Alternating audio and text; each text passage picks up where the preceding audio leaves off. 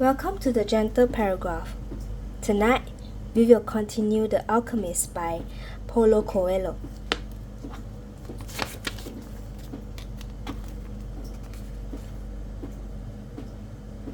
The boy couldn't believe what he was seeing.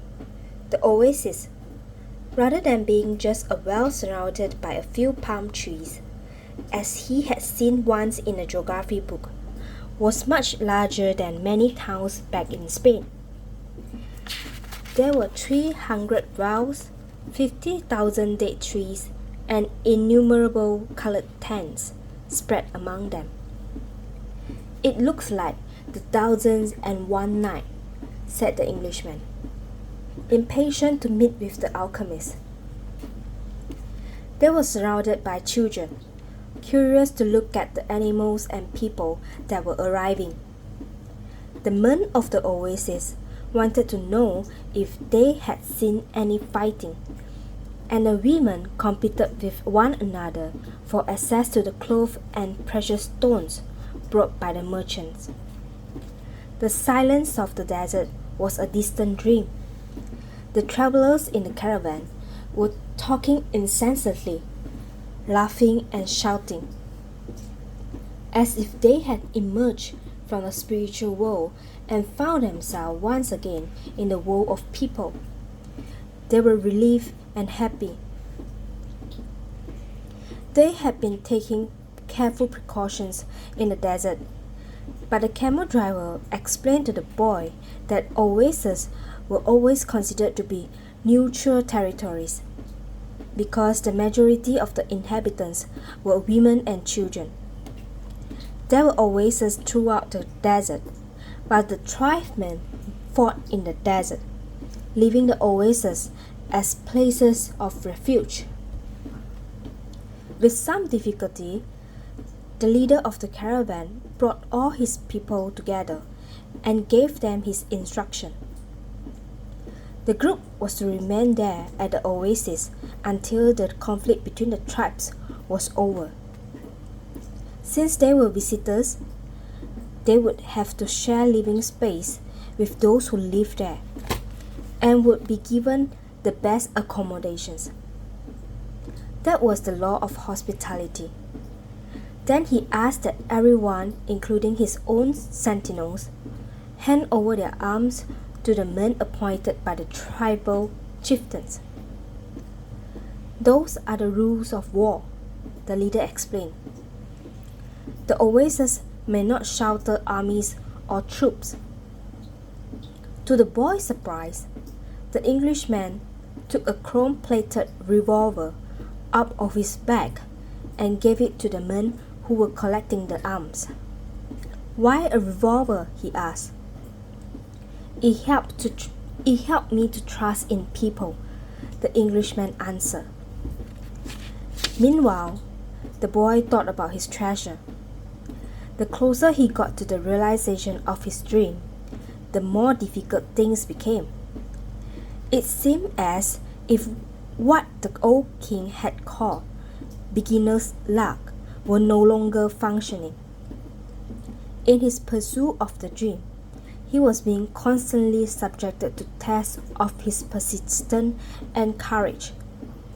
So he could not be hasty nor impatient. If he pushed forward impulsively, he would fail to see the signs and omens left by God along his path. God placed them along my path. He had surprised himself with the thought. Until then, he had considered the omens to be the things of this world, like eating or sleeping, or like seeking love or finding a job. He had never thought of them. He had never thought of them in terms of a language used by God to indicate what he should do. "Don't be impatient," he repeated to himself. "It's like the camel driver said, eat when it's time to eat, and move along when it's time to move along." That first day, everyone slept from exhaustion, including the Englishman. The boy was assigned a place far from his friend. in a tent with 5 other young men of about his age. They were people of the desert and clamored to hear his story about the great cities.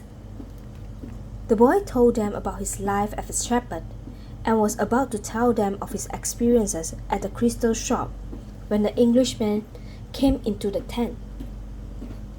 "I've been looking for you all morning," he said, as he led the boy outside. "I need you to help me find out where the alchemist lives." First, they tried to find him on their own. An alchemist would probably live in a manner that was different from that of the rest of the people at the oasis, and it was likely that in his tent an oven was continuously burning. They searched everywhere and found that the oasis was much larger than they could have imagined.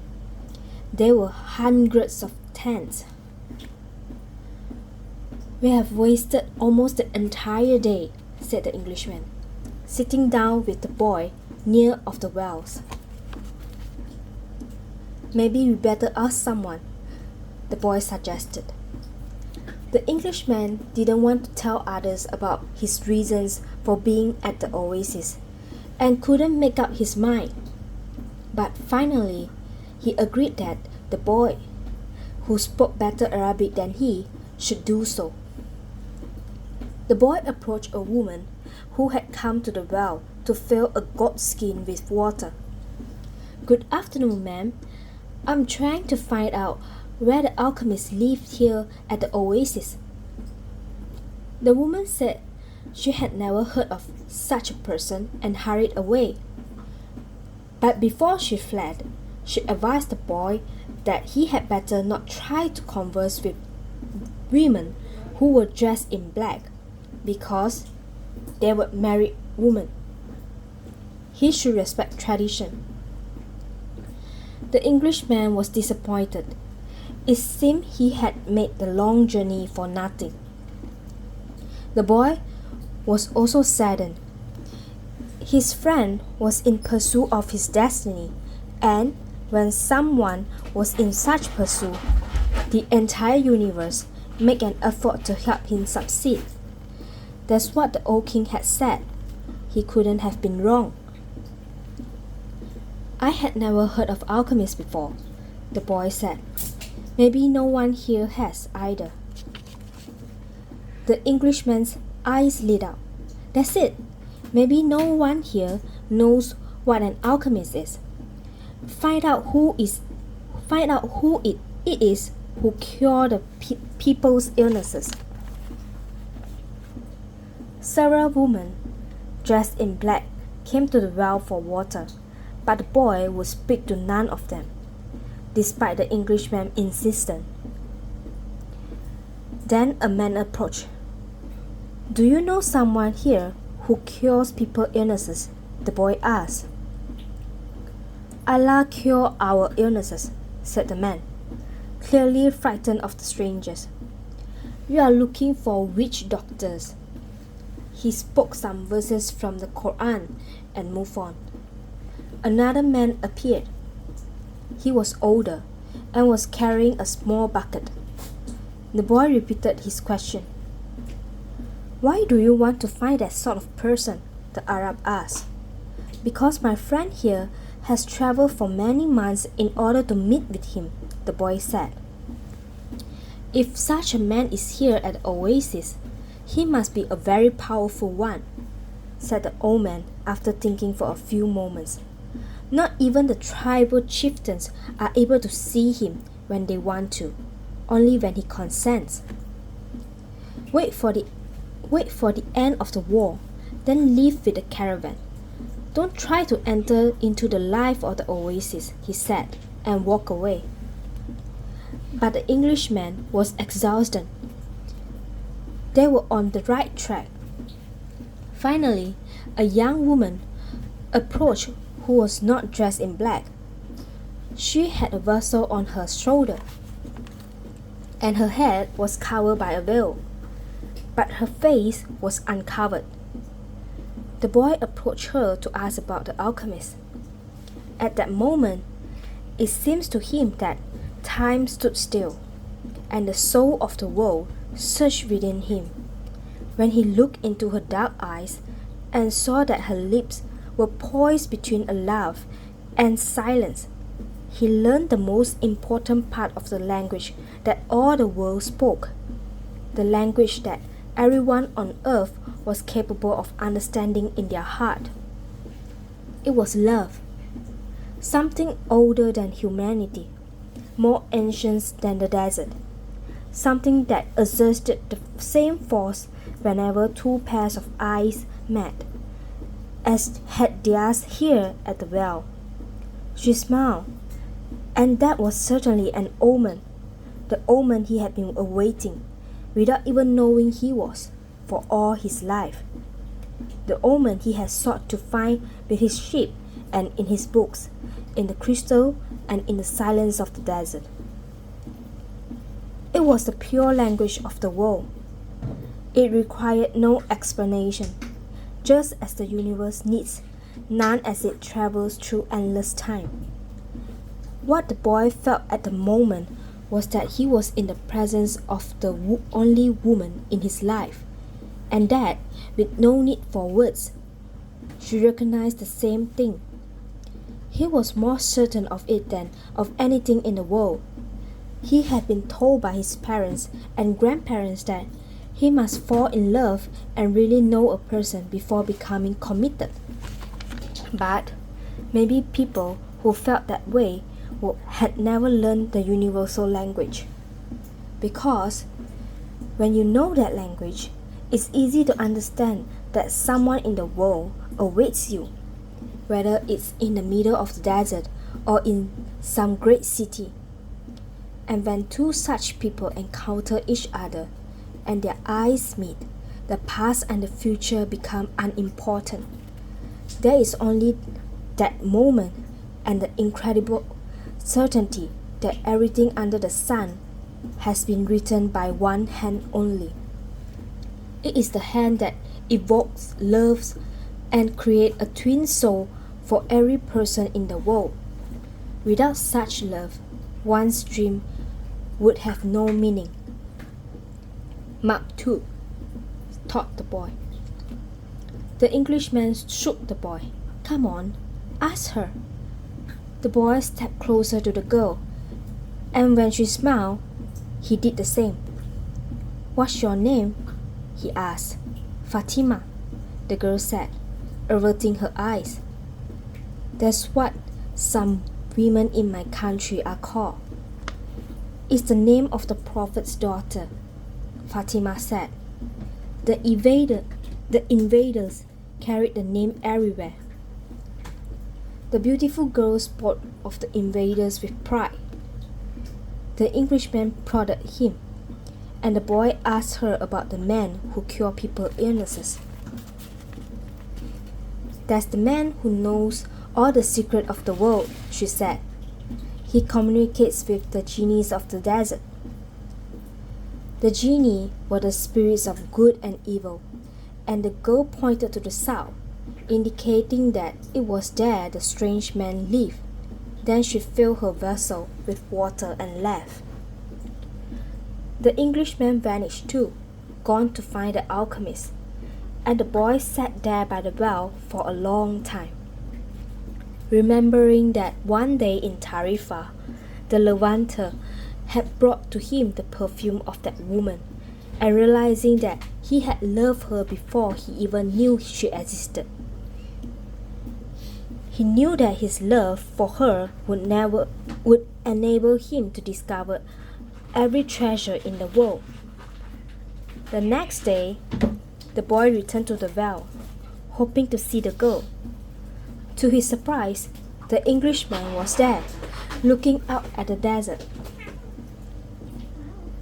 I waited all afternoon and evening, he said. He appeared with the first stars of evening. I told him what I was seeking, and he asked me if I had ever transformed lead into gold. I told him that was what I had come here to learn. He told me I should try to do so. That's all he said. Go and try." The boy didn't say anything. The poor Englishman had traveled all this way only to be told that he should repeat what he had already done so many times. "So, then try," he said to the Englishman. "That's what I'm going to do. I'm going to start now." As the Englishman left, Fatima arrived and filled her vessel with water. "I came to tell you just one thing," the boy said. "I want you to be my wife. I love you." The girl dropped the container and the water spilled. "I'm going to wait here for you every day. I have crossed the desert in search of a treasure that is somewhere near the pyramids, and for me, the war seems a curse, but now it's a blessing, because it brought me to you."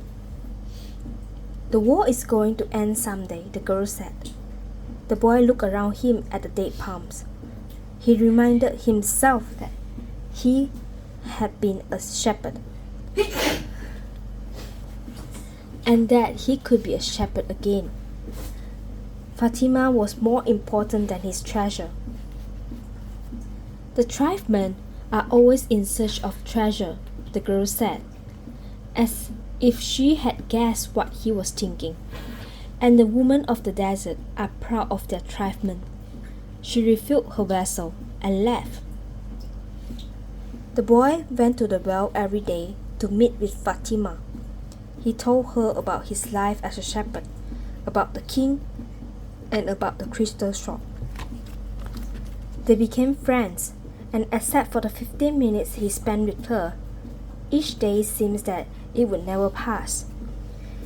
When he had been at the oasis for almost a month, the leader of the caravan called a meeting of all the people traveling with him. "We don't know when the war will end, so we can't continue our journey," he said. "The battles may last for a long time, perhaps even years.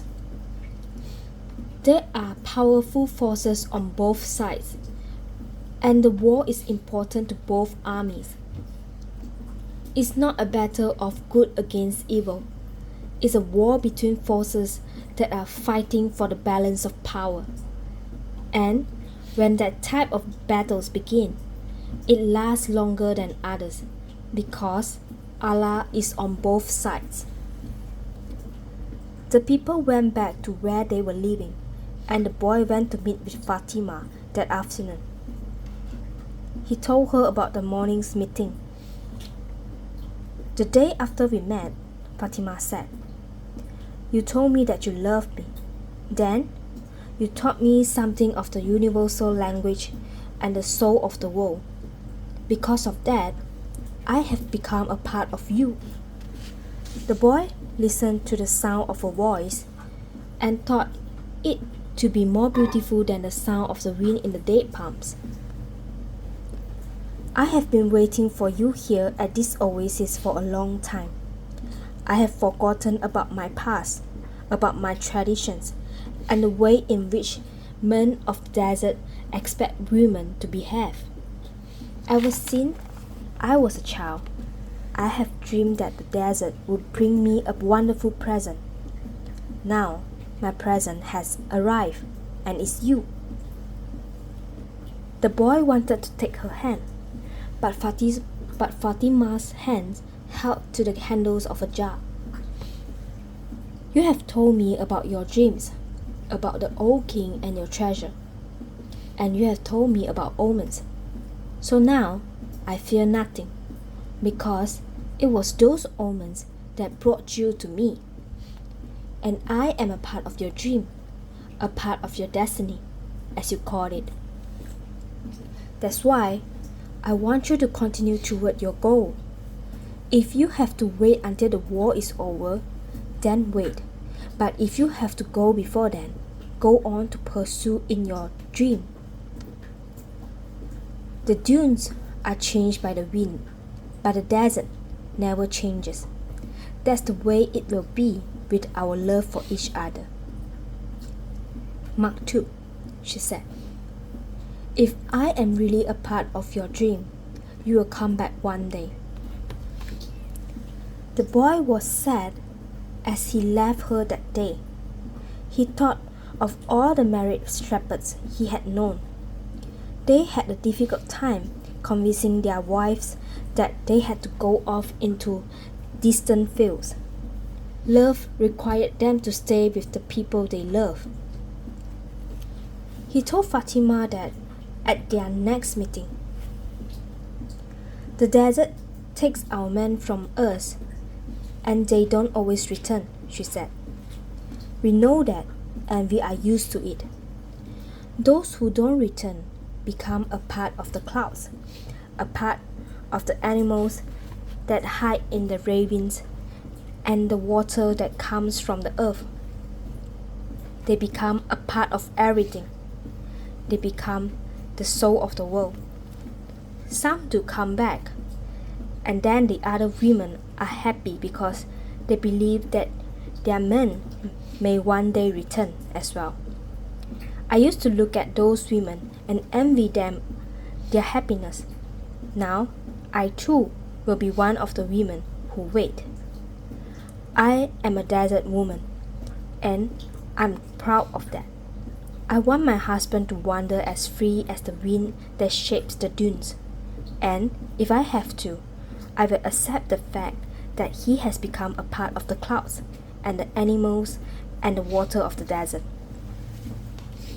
The boy went to look for the Englishman. He wanted to tell him about Fatima. He was surprised when he saw that the Englishman had built himself a furnace outside his tent. It was a strange furnace filled by firewood, with a transparent flash hitting on top. As the Englishman stared out at the desert, his eyes seemed brighter than they had when he was reading his books. "This is the first phase of the job," he said. "I have to separate out the sulfur. To do that successfully, I must have no fear of failure. It was my fear of failure that first kept me from attempting the masterwork. Now, I'm beginning what I could have started 10 years ago, but I'm happy at least that I didn't wait 20 years." He continued to feed the fire, and the boy stayed on until the desert turned pink in the setting sun. He felt the urge to go out into the desert, to see if its silence held the answers to his questions. He wandered for a while, keeping the date palms of the oasis within sight. He listened to the wind and felt the stones beneath his feet. Here and there, he found a shell, and realized that the desert, in remote times, had been a sea. He sat on a stone and allowed himself to become hypnotized by the horizon. He tried to deal with the concept of love as distinct from possession, and couldn't separate them. But Fatima was a woman of the desert, and if anything could help him to understand, it was the desert. As he sat there thinking, he sensed movement above him. Looking up, he saw a pair of hawks flying high in the sky. He watched the hawks as they drifted on the wind. Although their flight appeared to have no pattern, it made a certain kind of sense to the boy. It was just that he couldn't grasp what it meant. He followed the movements of the bird, trying to read something into it. Maybe these desert birds could explain to him the meaning of love without ownership. He felt sleepy. In his heart, he wanted to remain awake, but he also wanted to sleep. "I'm learning the language of the world, and everything in the world is beginning to make sense to me. Even the flight of the hawks," he said to himself. And in that mood, he was grateful to be in love. When you are in love, things make even more sense, he thought. Suddenly, one of the hawks made a flashing dive through the sky, attacking the other. As it did so, a sudden, fleeting image came to the boy, an army with its sword at the ready, riding to the oasis. The vision vanished immediately, but it had shaken him. He had heard people speak of the mirages, and had already seen some himself. They were desires that, because of their intensity, materialized over the sands of the desert. But he certainly didn't desire that an army invade the oasis. He wanted to forget about the vision and return to his meditation. He tried again to concentrate on the pink shades of the desert and its stones, but there was something there in his heart that wouldn't allow him to do so. Always heed the omens, the old king had said. The boy recalled what he had seen in the vision and sensed that it was actually going to occur. He rose and made his way back toward the palm trees. Once again, he perceived the many languages in the things about him. This time, the desert was safe, and it was the oasis that had become dangerous. The camel driver was seated at the base of the palm tree, observing the sunset. He saw the boy appear from the other side of the dunes. "An army is coming," the boy said. "I had a vision." "The desert fills man's heart with vision," the camel driver answered. But the boy told him about the hawks, that he had been watching their flight and had suddenly felt himself to have plunged to the soul of the world. The camel driver understood what the boy was saying. He knew that any given thing on the face of the earth could reveal the history of all things. One could open a book to any page, or look at the person's hands. One could turn a card, or watch the flight of the birds. Whatever the thing observed, one could find a connection with his experience of the moment. Actually, it wasn't that those things in themselves revealed anything at all. It was just that people, looking at what was occurring around them, could find a means of penetration to the soul of the world. The desert was full of men who earned their living based on the ease with which they could penetrate to the soul of the world. They were known as shears, and they were held in fear by women and the elderly. Tribesmen were also wary of consulting them, because it would be impossible to be effective in battle if one knew that he was fated to die. The tribesmen preferred the taste of battle and the thrill of not knowing what the outcome would be. The future was already written by Allah, and what he had written was always for the good of man. So, the tribesmen lived only for the present, because the present was full of surprises, and they had to be aware of many things. Where was the enemy's sword? Where was his horse? What kind of blow should one deliver next in order to remain alive? The camel driver was not a fighter, and he had consulted with shears. Many of them had been right about what they said, while some had been wrong. Then one day, the oldest shear he had ever sought out, and the one most to be feared, had asked why the camel driver was so interested in the future. "Well, so I can do things," he had responded, "and so I can change those things that I don't want to happen." But then, they wouldn't be a part of your future, the seer had said. Well, maybe I just want to know the future so I can prepare myself for what's coming. If good things are coming, there will be a pleasant surprise, said the seer. If bad things are, and you know in advance, you will suffer greatly before they even occur. I want to know about the future because I'm a man, the camel driver had said to the seer. And men always live their lives based on the future. The seer was a specialist in the casting of twigs. He threw them on the ground and made interpretation based on how they fell. That day, he didn't make a cast. He wrapped the twigs in a piece of cloth and put them back in his bag. I make my living forecasting the future for people, he said. I know the signs of the twigs, and I know how to use them to penetrate to the place where all is written. There, I can read the past, discover what has already been forgotten, and understand the omens that are here in the present.